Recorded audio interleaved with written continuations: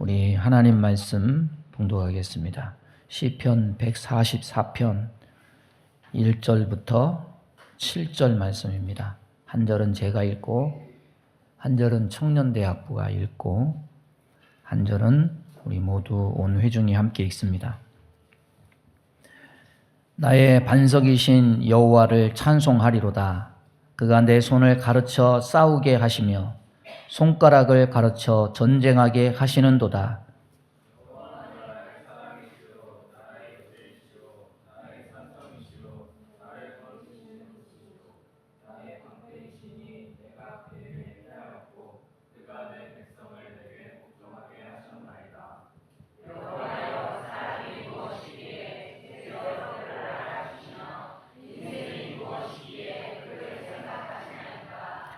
사람은 헛것 같고 그의 날은 지나가는 그림자 같으니이다.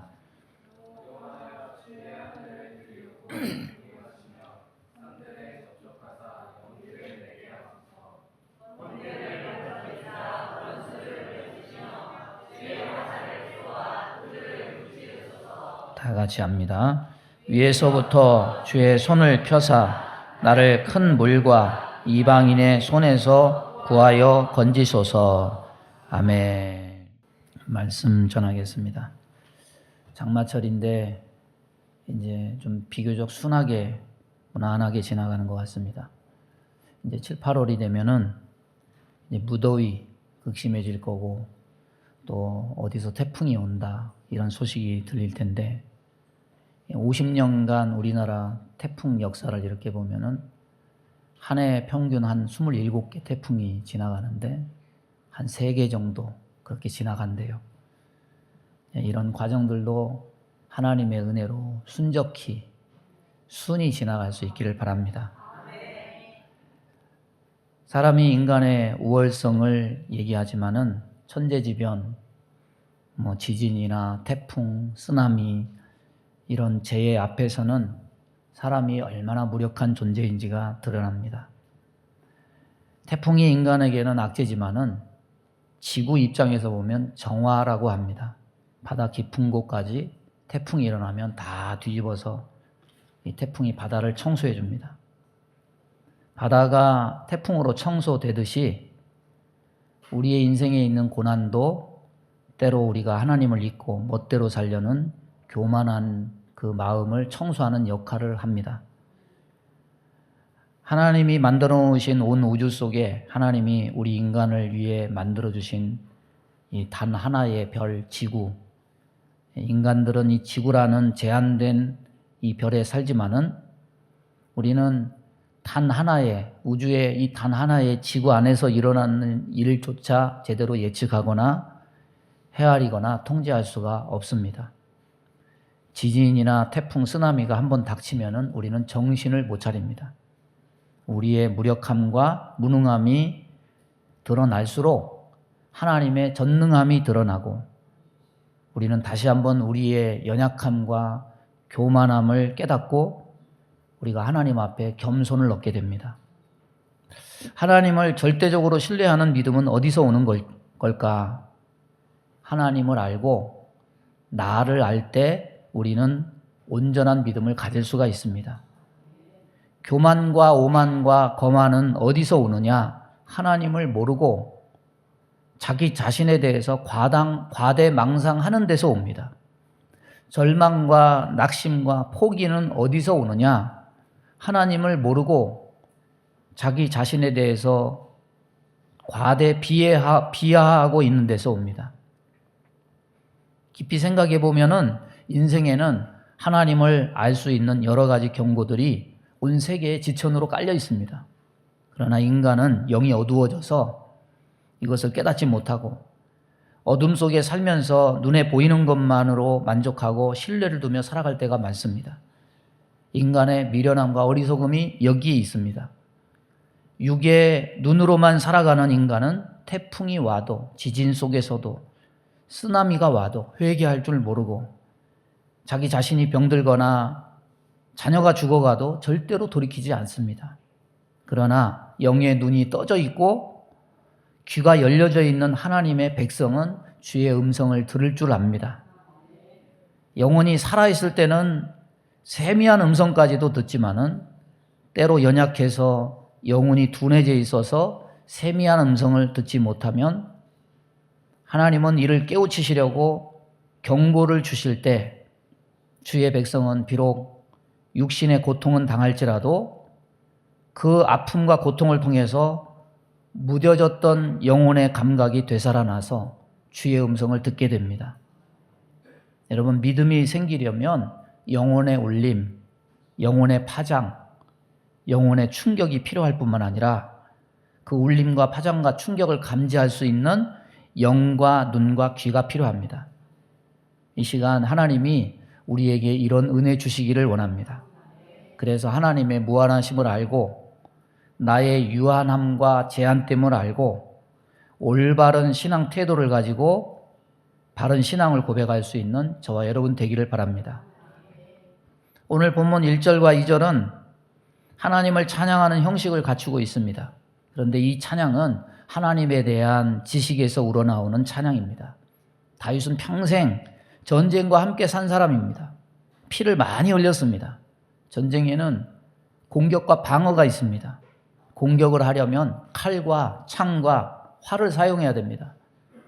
방어를 하려면 방어에는 방패와 엄폐물과 성이 필요합니다. 사람이 공격할 때 칼과 창과 활을 직접적으로 사용하는 것은 자신의 손과 손가락과 팔입니다. 그런데 다윗은 자기 자신이 칼과 창과 활을 잘 쏠 줄 알아서 승리했다고 말하지 않습니다. 오늘 1절 초반절에 그가 내 손을 가르쳐 싸우게 하시며 손가락을 가르쳐 전쟁하게 하시는도다. 이 시는 다윗이 골리앗과 싸울 때 지은 시로 전해집니다. 골리앗은 2m 70의 거구의 신체 조건을 가지고 있는 데다가 그의 공격 무기는 칼과 창과 단창이었습니다. 그러나 다윗은 그런 골리앗에 비하면 어린아이와 같은 키에 공격 무기라고는 겨우 물맷돌 돌리는 제구와 물맷돌 몇 개뿐이었습니다. 하지만 다윗은 내가 물맷돌 돌리는 솜씨가 너무 좋아서 내 손과 손가락의 기능이 뛰어나서 내가 이겼다, 이렇게 말하고 있지 않습니다. 자신이 골리앗을 이긴 그 기가 막힌 공격력의 근원은 하나님이시다. 그가 내 손을 가르쳐 싸우게 하시며 손가락을 가르쳐 전쟁하게 하시는도다. 하나님이 내 손을 가르치셨고 하나님이 내 손가락을 가르치셨다. 그래서 승리하게 하셨다. 이렇게 고백합니다.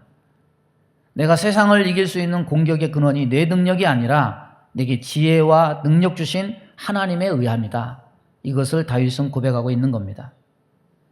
사람이 다른 이로부터 공격을 피하거나 숨기 위해 사용하는 것은 손에 든 방패나 사람이 돌로 쌓아 만든 성체나 요새 아니면 자연물인 바위입니다. 다윗도 전쟁할 때 이런 것들을 많이 이용해서 공격을 막고 승리하기도 했습니다. 그러나 2절에 나오는 요새, 산성, 방패, 이것은 눈에 보이는 가시적인 방어물이 아닙니다. 이 모든 방어물은 한 단어를 수식하는 수식어일 뿐입니다. 바로 2절 맨 앞에 나오는 여호와라는 단어입니다.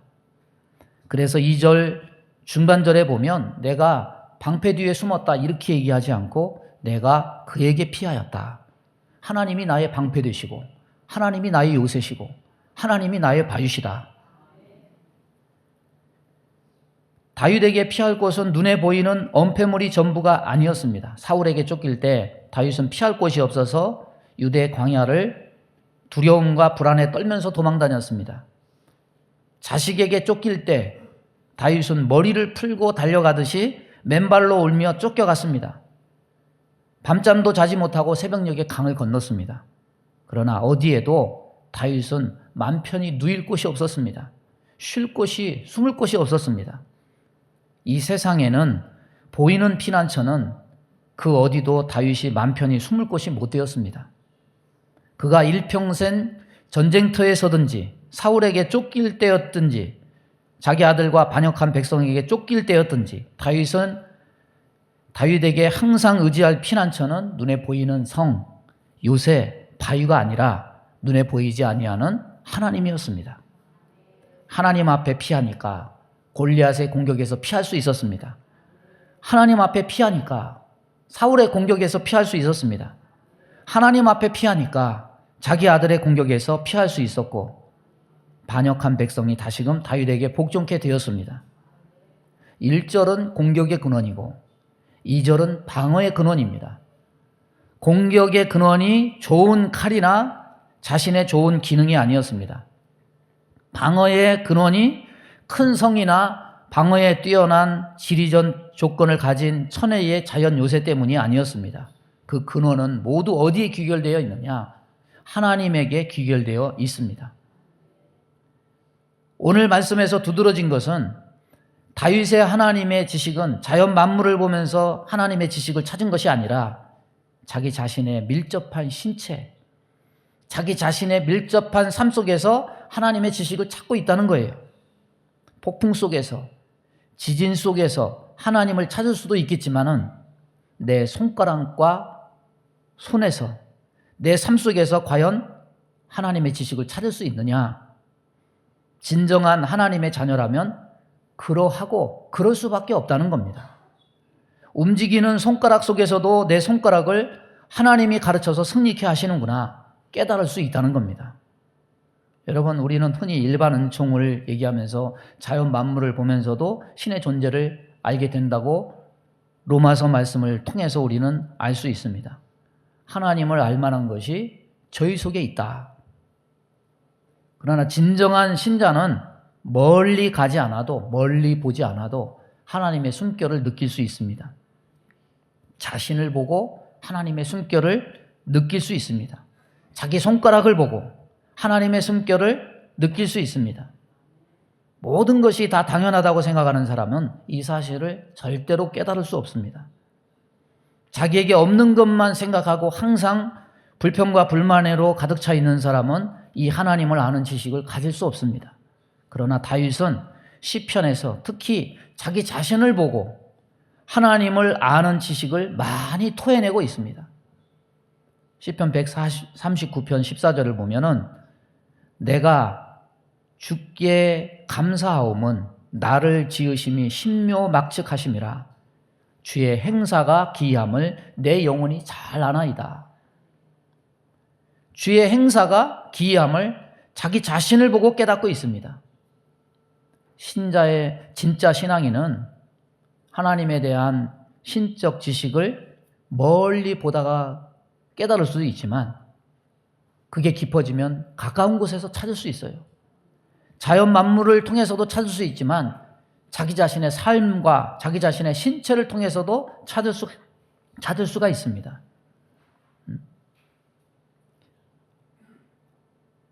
서울대학교에 한국의 스티븐 호킹이라고 불리는 그런 분이 계십니다.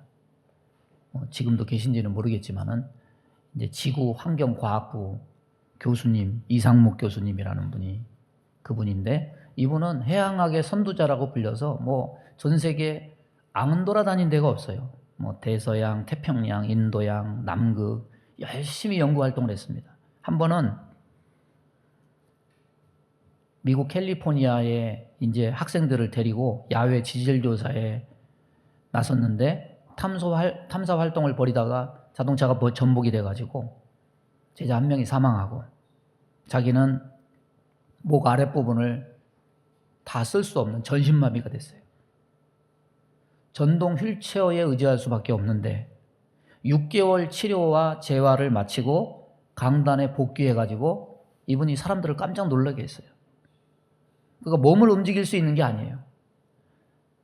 전동 휠체어, 첨단 과학 문명의 도움을 받아서입니다. 그는 팔도 사용할 수 없고 손도 사용할 수 없고 손가락도 사용할 수 없어요. 그런데도 컴퓨터를 사용해요.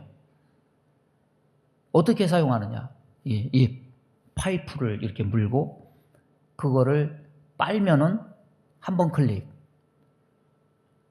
이렇게 두 번 빨면 더블 클릭, 이렇게 후 불면은 오른쪽 클릭, 이렇게 빨면서 이렇게 하면은 드래그가 되고. 컴퓨터 모르시는 분은 그냥 넘어가요. 또 음성을 인식해가지고 글로 바꿔주는 프로그램 덕에 이메일도 쓰고 워드도 작업을 합니다. 그가 뭐라고 말했냐면 그 교수님이 뺨을 움직이고 입김을 불 수 있다는 것만으로도 큰 행운입니다. 여러분, 입김 불고 뺨을 움직일 수 있다는 걸로 감사해 본 적 있습니까?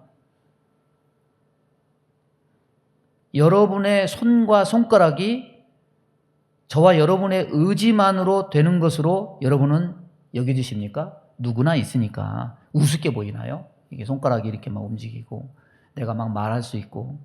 예? 그런데 그 손과 손가락에 하나님의 지식이 담겨 있다. 굉장한 거죠. 아무나 갖는 것이 아니라는 거죠. 다윗은 그것을 보았고 그것을 간증하는 거예요. 요즘은요, 목회를 한 20년 하다 보니까 제일 힘든 게 뭐냐면 본문 잡는 게 제일 힘들어요. 이걸 뭐 본문 잡는다고 요번 주는 요거 하면 좋겠다. 그래가지고 이렇게 뒤적뒤적 거려 보면은 5년 이내에 다 한 설교야. 창세기부터 요한계시록까지 이렇게 쭉 그러면 다른 본문 너무 힘들어. 이게 본문 잡는 게. 여러분, 목사가 물론 뭐 다 하나님의 말씀이지만 목사도 인간적인 마음에 설교를 잘하고 싶고 새로운 거 하고 싶고 그런데 맨날 그것만 할 수 없잖아요. 그러니까 막 뒤지는 거예요.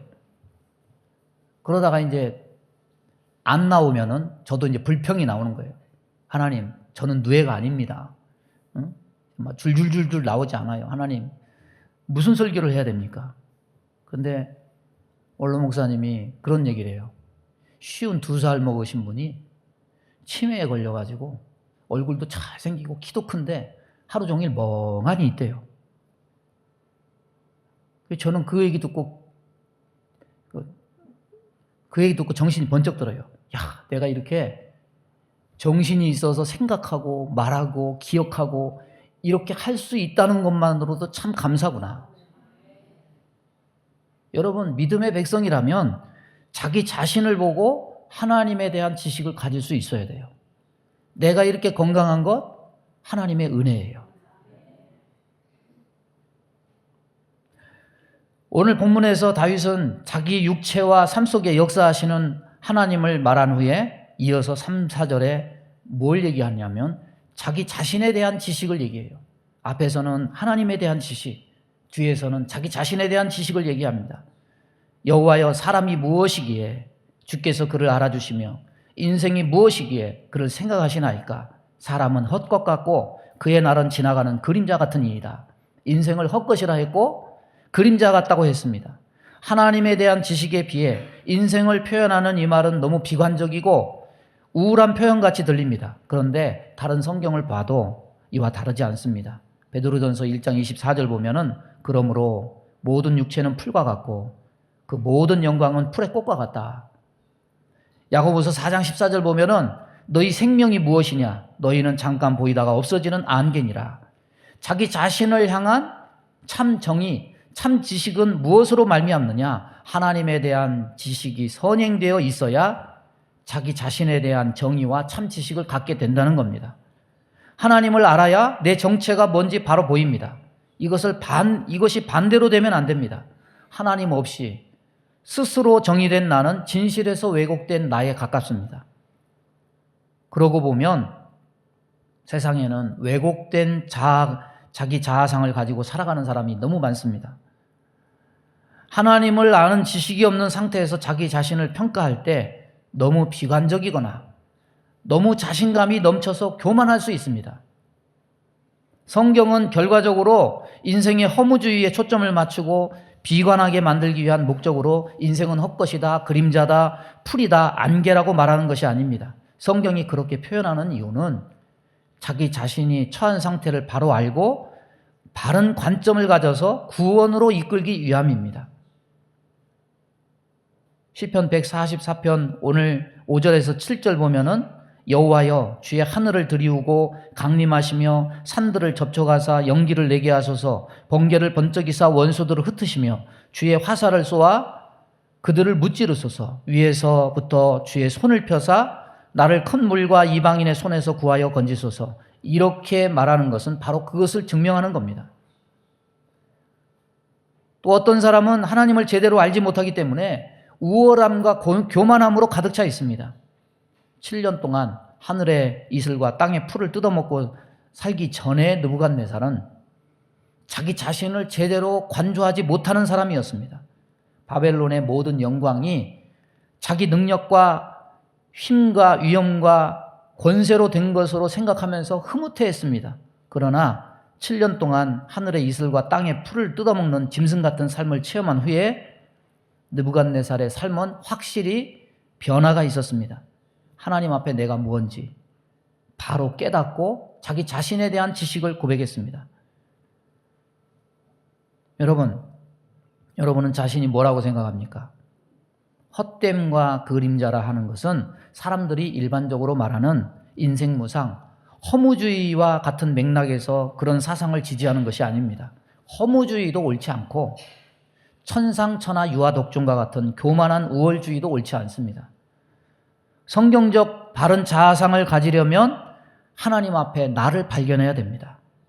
허무주의나 우월주의나 모두 하나님에 대한 지식이 없이도 얼마든지 가질 수 있는 생각들입니다. 다윗은 자신의 삶 속에 역사한 하나님을 생각하고 자신이 하나님 앞에 어떤 존재인지를 바로 깨달았습니다. 그래서 나를 바로 알려면 하나님 앞에 서야 돼요. 십자가 앞에 서야 돼요. 우리는 오늘도 우리 자신을 십자가 앞에 내놓아야 됩니다. 우리는 그런데 자꾸 잊어버려요. 그래서 때로는 비관에 빠지거나 낙심과 절망에 빠지거나 아니면 우월감에 도취되어서 교만과 오만과 거만의 자리에 서 있든지 왜곡된 자아상을 가지고 살 때가 너무 많습니다. 성경은 신자가 하나님 앞에 설 때 나타나는 과거와 현재의 모습에 대해서 언급합니다. 에베소서 2장 1절에서 3절은 과거의 모습을 얘기합니다. 허물과 죄로 죽었던 너희를 살리셨도다.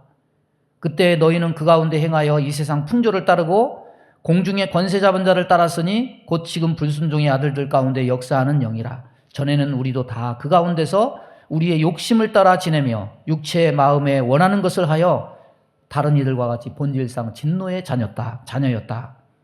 과거에 나는 허물과 죄로 죽었던 나, 육체의 욕심과 마음에 원하는 것대로 행하던 나, 진노의 자녀라는 겁니다. 하나님 없이 살던 우리의 모습은 다 이와 같습니다. 그런데 새로운 나는 뭡니까? 하나님 안에 발견된 나는 뭡니까? 2장 10절에는 이렇게 말합니다. 그리스도 예수 안에서 선한 일을 위하여 지으심 받은 자다. 저와 여러분은 선한 일을 위하여 지으심 받은 자임을 잊지 않기를 바랍니다. 하나님 안에 사는 신자의 현재 정체성, 사람은 하나님 안에 있어야 나의 정의, 나의 바른 모습을 우리는 볼 수가 있습니다. 오늘 말씀을 피상적으로 읽으면 그냥 연약한 인간이 도움이나 청하는 그런 시, 인간이 하나님께 복이나 구하는 그런 시로 비춰집니다. 1절은 다윗의 공격력의 근원이 하나님임을 말했고 2절은 다윗의 방어력의 근원이 또한 하나님임을 말했습니다. 그런데 1절 서두에는 찬양이 붙어 있고 2절 서두에는 사랑이 먼저 앞서고 있어요. 그는 먼저 자신의 손과 손가락을 통해서 승리를 주신 하나님을 체험했습니다. 또 하나님이 그의 방패고 요새고 산성이라는 사실을 체험했습니다. 그러나 이 깨달은 사실을 남들에게 시로 전할 때 그는 나의 반석이신 여호와를 찬송할지로다. 자기 삶에 역사하신 하나님을 찬송하지 않을 수가 없었습니다. 우리는 2절과 같은 형태의 최고의 방어책이 되어주시는 하나님을 찬양하는 동일한 구절들을 발견합니다. 시편 18편을 보면은 똑같습니다. 여호와는 나의 반석이시요 나의 요새시요 나를 건지시는 이시요 나의 하나님이시요 내가 그 안에 피할 수 있는 나의 바위시요 나의 방패시요 나의 구원의 뿌리시요 나의 산성이시로다. 그러나 이 구절보다 앞선 선행 구절을 우리는 간과합니다. 2절 앞에 선행된 구절은 뭐라고 말하느냐? 따라서 보겠습니다. 여호와는 나의 사랑이시요. 이 구절입니다. 그리고 시편 18편 1절은 나의 힘이 되신 여호와여 내가 주를 사랑하나이다. 이 구절입니다. 여러분, 방어력을 나타내는 단어들 반석, 요새, 바위, 뿔, 산성이란 단어 속에 사랑이라는 단어는 별로 어울려 보이지 않습니다. 그러면 1절의 찬양과 2절의 하나님을 향한 사랑은 무엇을 의미하느냐? 다윗은 전쟁으로 일관된 자신의 모든 삶, 그 공격과 방어에 역사하신 하나님에 대한 인격적인 신앙 고백을 하고 있다는 겁니다.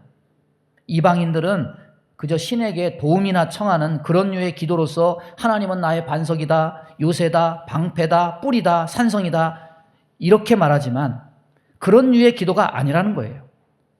하나님은 다윗의 인생에 섭리하셨습니다.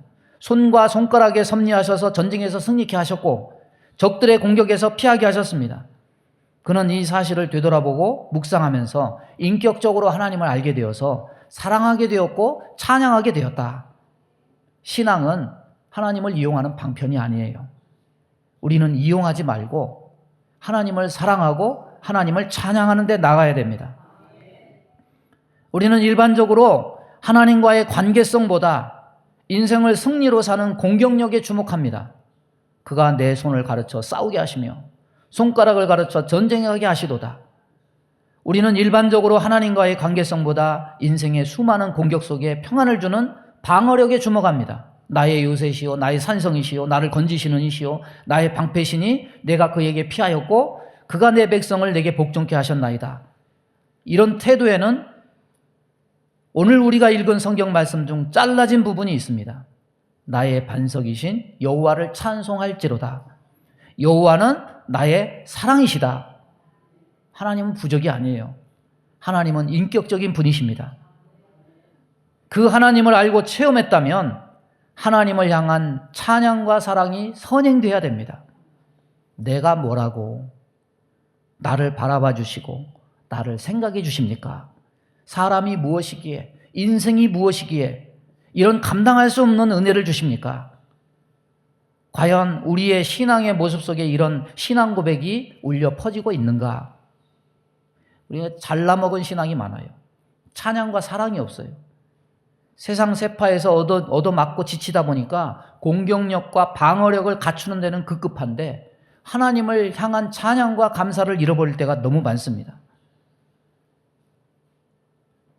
하나님을 향한 찬송도 잃어버리고 살고 하나님을 향한 사랑도 잃어버리고 살 때가 너무 많습니다. 찬양과 감사와 사랑이 하나님과 우리를 이어주는 끈임에도 불구하고 이기게만 해달라고 하고 지켜달라고만 하는 신앙인이 많습니다. 하나님을 알고 나를 바로 알 때 바른 신앙 고백이 울려 퍼질 수가 있는 겁니다. 바른 신앙 고백을 하시기 바랍니다. 하나님을 이용하지 않고 사랑하는 자가 되면 괴로워도 찬송이 나오고 불평스러워도 감사가 나오고 신앙에 철이 들면 사람이 마음에 안 들고 미워도 기도할 때는 그 사람을 위해서 축복 기도를 하게 됩니다.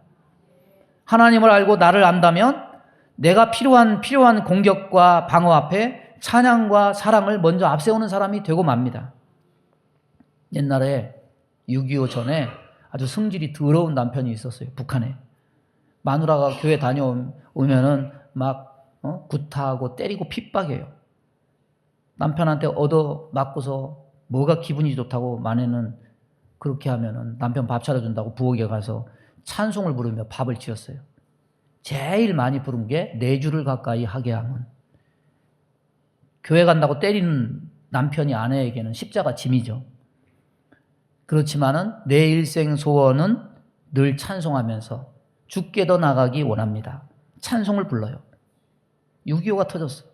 이 남편이 인민군에 끌려갔어요. 전쟁 나갔다가 싸우는데 미군에게 붙잡혔어요. 그래서 어디서 들었는지는 모르는데 미국은 예수 믿는 사람 봐준대더라. 생각이 났어요. 통역장교를 불러가지고 우리 마누라 예수쟁이다. 나도 교회 다녔다. 이제 거짓말도 하고. 그랬더니 미군 장교가 와서 참 찬송을 한번 불러봐라. 문제는 아는 찬송가가 하나도 없는 거예요. 근데 하나 딱 있어요. 4주를 가까이 하게 하면. 근데 이게 문제가 생겼어요. 곡조는 아는데 가사를 모르겠네. 관심이 없어가지고 별로 안 들은 거죠. 그래서 아무렇게나 뭐 미군 장교니까 뭐 저 사람이 한국말 모를 거야. 그 막 가사를 막 붙여가지고 곡조를 불렀더니 크리스찬 그리고 오케이 그래가지고 풀어줘서 살아났어요. 근데 아내는 북에서 못 내려와가지고 생리별을 하게 된 거죠. 남에서 살면서 이 남편이 철이 들어가는 거죠. 살아남기 위해서 불렀던 찬송이 이제 자신이 예수 믿고 신앙 고백으로 드리는 찬양이 됐어요. 마누라가 부른 찬송 때문에 내가 살았구나. 고마움과 그리움에 눈물을 흘리고 아내를 핍박하던 나를 하나님이 자녀 삼아주신 그 하나님 은혜에 감사해서 감사의 눈물을 흘리고. 여러분, 하나님을 아세요? 자기를 알아요? 하나님을 모르면 나도 모르는 거예요. 나를 모르면 나 자신에 대한 정의는 다 왜곡되어 있는 거예요. 비관할 필요도 없어요. 하나님이 계시면 괜찮아요. 교만한 거 다 필요 없어요. 하나님이 꺾으시면 낮아질 수밖에 없어요. 하나님을 알면 나를 알게 되고 나를 알게 되면 그제서야 내가 뭐라고 나를 알아주시고 나를 생각해 주십니까? 내게 왜 매일의 삶을 이렇게 은혜를 주시고 건강을 주시고 생명을 주십니까? 찬송이 나오고 감사가 나오고 하나님에 대한 찬양과 사랑이 표현될 수가 있는 겁니다. 저와 여러분도 매일의 삶 속에 어떻게 이길까, 어떻게 피할까 그것만 생각하지 말고 이런 찬송과 고백을 하나님께 드리는 저와 여러분 되기를 주님의 이름으로 축원합니다. 몸이 아픈 곳에 손을 얹습니다. 주여, 하나님에 대한 바른 지식을 갖게 주옵소서. 덧칠해져 있고 찢어져 있는 각 사람의 마음에 자신의 정체성을 바로 세워 주옵소서. 온전히 하나님을 알 때 온전한 바른 신앙 고백을 하게 되고 내 영혼이 살게 될 줄로 믿습니다. 찬양하게 하여 주옵소서. 감사하게 하여 주옵소서. 다른 일을 축복하게 하여 주옵소서. 우리가 선한 일을 위하여 지음받은 자임을 깨닫고 새로운 삶을 살아갈 수 있도록 은혜와 능력을 덧입혀 주옵소서. 우리 마음 가운데 원망, 불평, 시기, 질투, 미움, 다툼, 이간질하며 불순종, 불신앙케 하며 불안, 조저, 염려, 근심, 두려움을 주는 모든 어둠은 다 떠나갈지어다. 성령님, 삶을 살아갈 때 하나님에 대한 지식과 자기에 대한 바른 지식을 가지고 온전한 힘을 얻어 능력 있게 하나님의 귀한 사명자로 살아갈 수 있도록 은혜와 복을 허락하여 주옵소서.